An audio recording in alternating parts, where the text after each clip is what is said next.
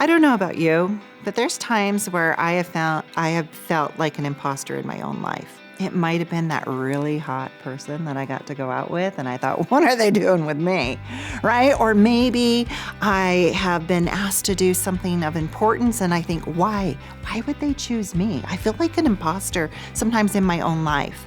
I don't know if you've ever felt like that, but I know that at least 20% of our students do.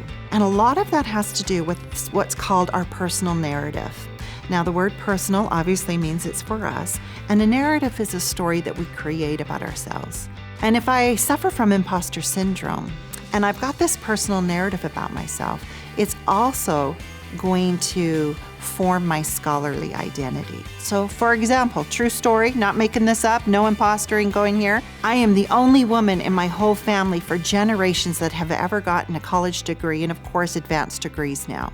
Now, I could have felt like an imposter. Well, none of the other women in my family have ever gotten a degree. What makes me think I can get a degree? If I created that narrative for myself, my scholarly identity would not be very good.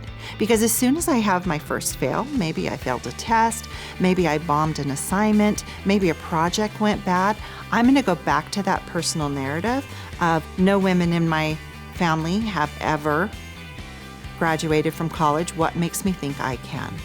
And it's just going to then reinforce that narrative that I'm not good enough. I'm not a woman that can graduate from college.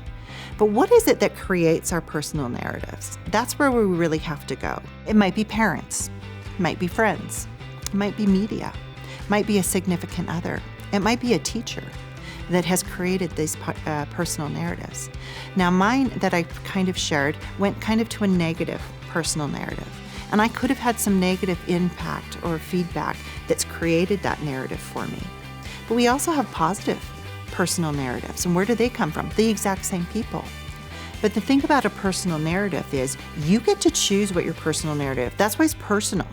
Nobody tells me what I will need to tell myself. I get to tell myself those things. So we can rescript those personal narratives, which inform our scholarly identity, and hopefully downplays that imposter syndrome that a lot of us suffer from.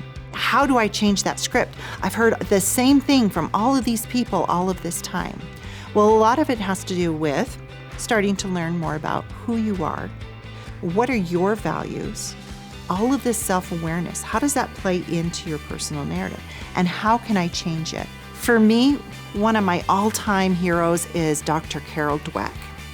Dr. Carol Dweck has done studies on growth versus fixed mindset. For me, this was huge game changer because I just thought I was just something, right? I'm only so smart. I'm only so this. You fill in the blank, right? I've only got this fixed amount. Well, learning about her work changed my whole perspective, changed my whole personal narrative, really changed my whole life. I can be and I can grow into whatever it is I want. I'm not a fixed anything. So just for those of you that don't know Carol Dweck's work, something she did is she took these grade school students. She and her assistants gave half of them this math question. And as these students were answering these math questions, they would go around, "Oh, you are brilliant. Oh my goodness, you are so smart. What a bright child you are. You are so intelligent." And they went on to praise these grade school students and how smart they were and how their intelligence helped them answer these questions. Well, they give the same math questions to another set, same grade school student, not the same grade school, but the same grade of students. And they give them the same math questions. But then she and her assistants move around these students. And instead of saying how smart they were, they praised them on how hard they worked on it. "Oh, I noticed how hard you worked to get that answer. Nice job. Oh, wow, I saw you struggle a little. Way to get the answer at the end. Good hard work." And they praised them more on the effort than it was on the outcome. Now, true to any experiments, the questions got harder and harder and harder. So in the first group, they continued to praise them on their intelligence, the outcome of answering those math questions. And on the other side, of course, they were praising them for the effort they were having. Well, soon these math questions were well beyond their grade level. So what happened? Those that were praised for their intelligence, as soon as they got to a question that was too hard for them, they just stopped. They weren't even going to try anymore because why? Then they're not smart anymore because they didn't get the answer. I'm not intelligent anymore because I couldn't get the answer. Well, the other group, they kept working at these hard questions and they never gave up. And so what we learned is there's a fixed mindset for these that were told they were only something. They were so smart. They were so this. But as soon as that smart or that intelligence was questioned because they couldn't answer the questions anymore, they stopped because they weren't smart enough.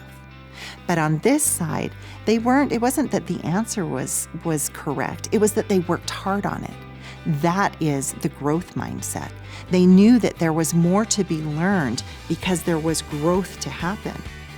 And so for me, understanding the difference between this fixed mindset and the growth mindset has helped me change my script from my personal narrative. And it's personal, it is mine. I get to choose what my narrative is. And in so doing, I also get to choose what my scholarly identity is. And I don't need to be imposter anymore. So focus on the growth. Know that you'll fail, but from failure, we then continue to grow.